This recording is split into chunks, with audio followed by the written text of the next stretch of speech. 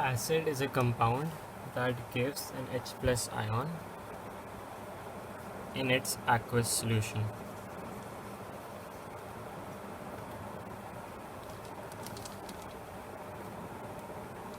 So that is why, as an H plus ion can only be released in an aqueous solution, so acidity needs water. Now, examples of acids are oxoacids and haloacids. Oxoacids will be nitric acid, sulfuric acid as strong acids, and phosphoric acid and carbonic acid as weak acids. In haloacids, for HF and HCl are strong acids, while HBr and HI are weak acids. A strong acid is one which decomposes or ionizes completely in its aqueous solution, whereas a weak acid is one which partially ionizes in its aqueous solution. The equation for a strong acid would be like if we take HCl aqueous, so it would be H plus Cl minus, both are aqueous. But if we have a weak acid like HBr, so we'll show reversible arrows and then H plus and Br minus. The H positive ion gives the compound its acidity. Basicity of an acid is the number of hydrogen ions in 1 mole of that compound. For example, HCl is monobasic or monoprotic as it has only 1 hydrogen ion. H2SO4 is dibasic or diprotic as it has 2 hydrogen ions, while H3PO4 is tribasic or triprotic as it has 3 hydrogen ions. Now, why do we use the term monoprotic, diprotic and triprotic? Because an H positive ion, a hydrogen atom has 1 proton, for example 2 neutrons, has only 1 proton and 1 electron, or E. But when it forms an H plus ion, the electron is lost and there is only 1 proton left. So that's why the term is used, protic. Now, the reactions of an acid. Acids react with reactive metals,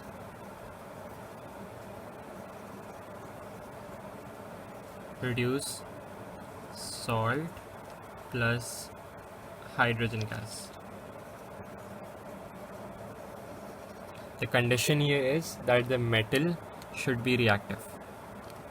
Reactive metals are all those metals that are above hydrogen in the reactivity series.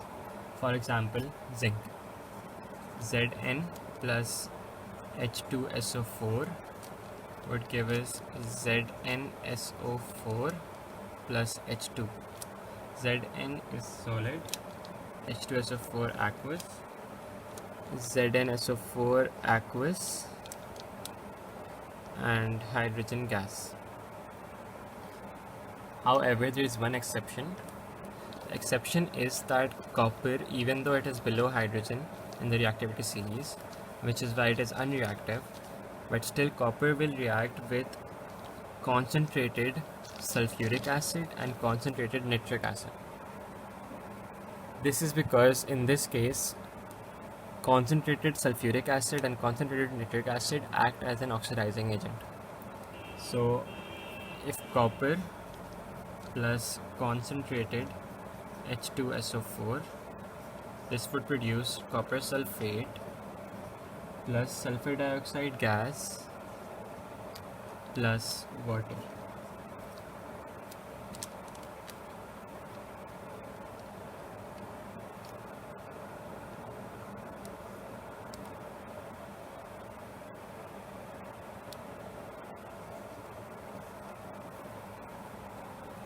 Also similarly, with nitric acid, copper would produce copper nitrate nitrogen dioxide gas and water. With a metal carbonate, the reaction of an acid with a metal carbonate, acid plus metal carbonate produces salt plus water plus carbon dioxide gas. For example, if we have Na2CO3 plus HCl, this would produce NaCl plus carbon dioxide gas plus water.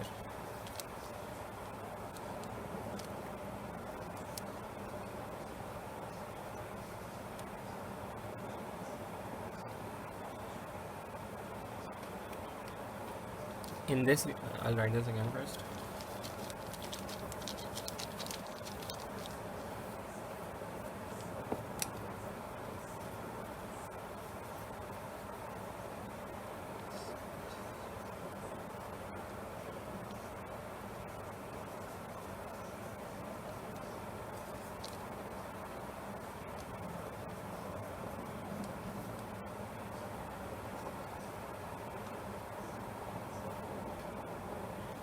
Okay, so to write the ionic equation of this reaction, we will use those ions or atoms that are changing, and we'll leave those that remain the same. For example, chlorine remains the same over here and over here. Similarly, sodium ion stays the same. So we'll take carbonate, CO3 2 minus. From here we'll take hydrogen ions, 2 hydrogen ions. These produce carbon dioxide and water. So there's one carbon atom over here, one over here, 3 oxygen atoms over here, 1, 2, 3 over here, and 2 hydrogen over here, 2 hydrogen over here. So this is the ionic equation for this reaction. Similarly, if an acid reacts with a metal hydrogen carbonate, a salt, water, and hydrogen gas are produced. Now, next is the reaction of an acid with a base. Acid plus base produce salt plus water. This is called a neutralization reaction. And the del H in this reaction, that is enthalpy change, will always be negative. That means this reaction is always exothermic. Examples would be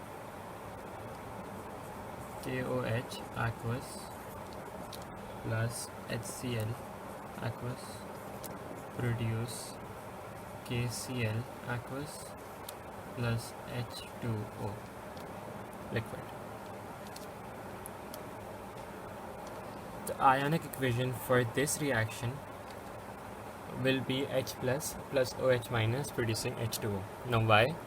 Because in the ionic equation we use those ions that whose valency is changing and leave those whose valency is not changing. So over here potassium is positive +1, over here also it's +1, so we won't use potassium. Over here chlorine is -1, it's -1 over here, so we won't use chloride I mean. So we'll use OH negative aqueous plus H positive aqueous, and from here we'll take H2O liquid. So that's the ionic equation for a neutralization reaction. Now the uses of acids, some uses of acids are that they are used as electrolytes in batteries as a battery acid. They are used to make fertilizers like sulfuric acid, while carbonic acid H2CO3 is used in cold drinks, and phosphoric acid is used in cola drinks. Lastly, there are acidic oxides.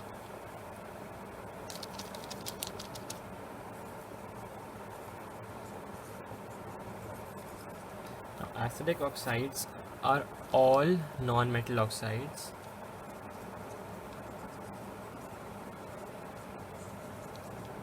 except cono. Now, what does cono mean? It's carbon monoxide and nitric oxide.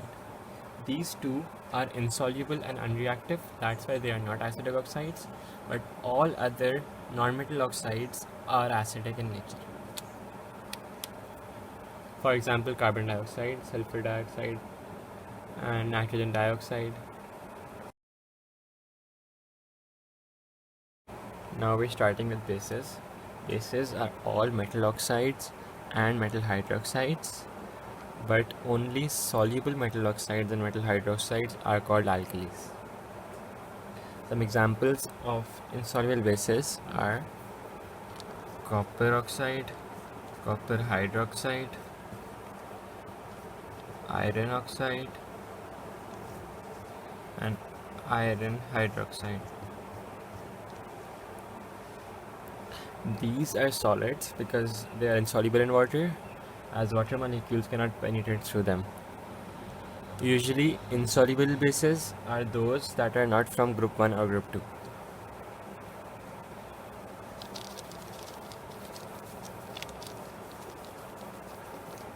Now, alkalis are compounds that give OH minus ion in their aqueous solution.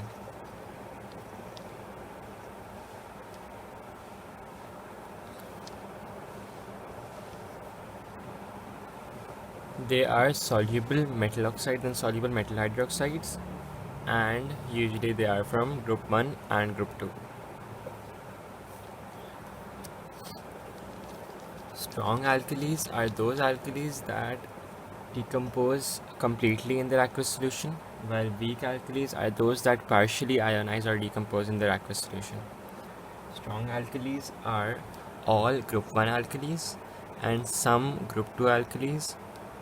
The group 1 alkalis that are strong, examples are sodium hydroxide or sodium oxide, and from group 2 only 2 alkalis are strong alkalis. Those are strontium and barium. So strontium oxide, strontium hydroxide, barium oxide, and barium hydroxide. These are the strong alkalis from group 2, and all alkalis of group 1 are strong. Weak alkalis are calcium, magnesium, and ammonium.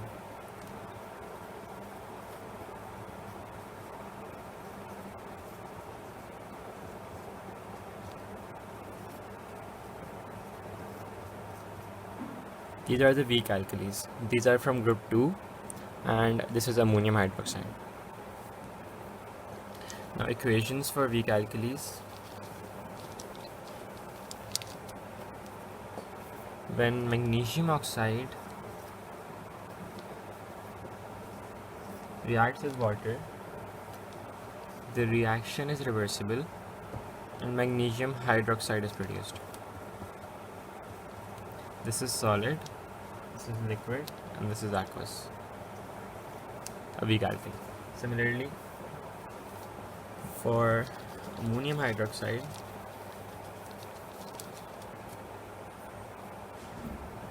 when ammonia is the only alkaline gas and it is highly soluble in water, it produces ammonium hydroxide. So ammonia plus water, there's again a reversible reaction producing ammonium hydroxide.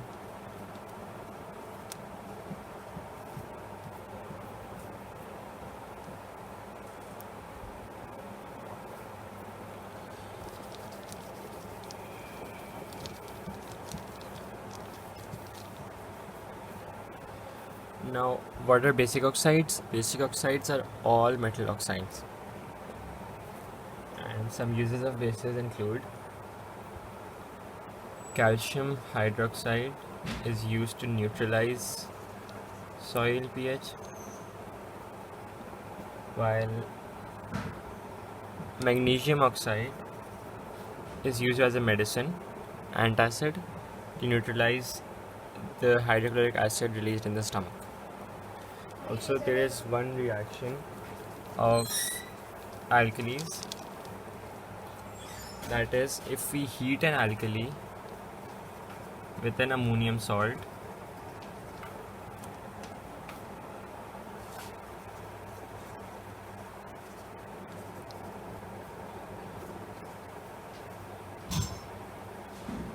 the salt, water and ammonia gas are released. So heating an alkali with an ammonium salt produces salt, water and ammonia gas.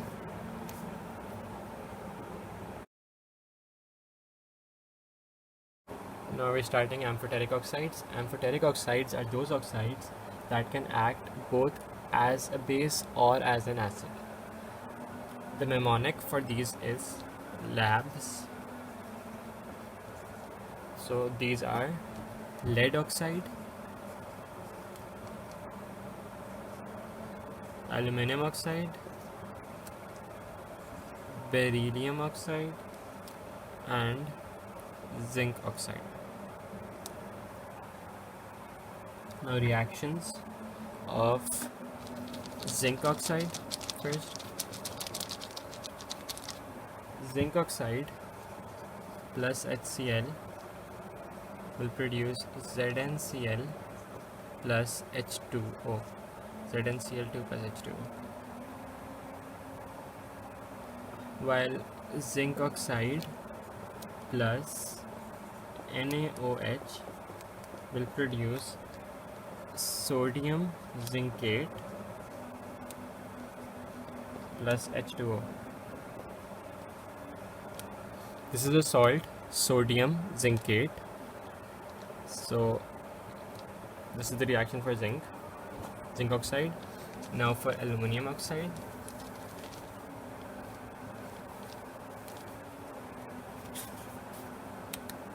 Aluminum oxide plus HCl produces aluminum chloride plus H2O. With NaOH, Al2O3 produces sodium aluminate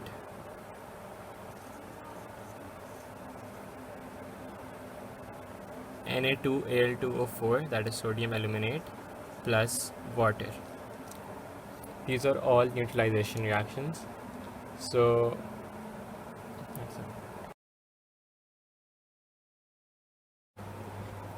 there are many different ways to determine the pH of a solution. The first one is using a pH meter. The meter is dipped into the solution and its digital meter shows the reading. Then there is universal indicator, paper or solution.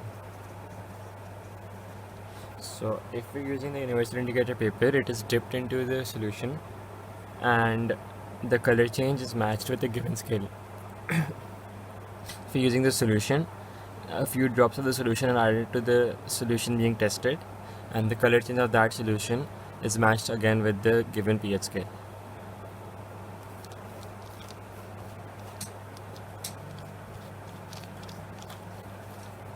Next is methyl orange.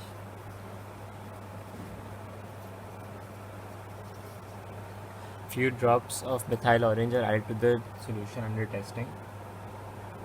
The solution turns red if it is an acid and yellow if it is an alkali.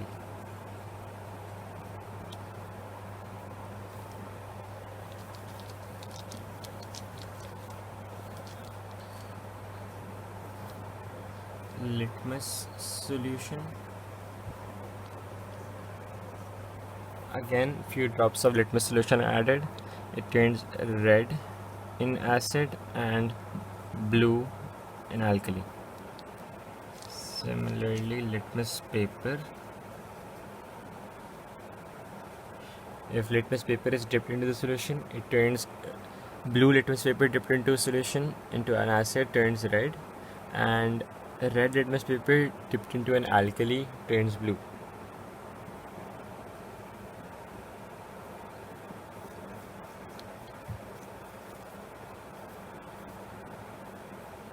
The next one is phenolphthalein.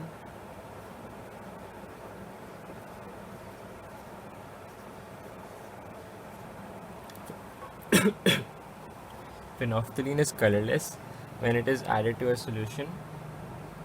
If the solution is acidic, it remains colorless, but if the solution is alkaline, then it turns pink.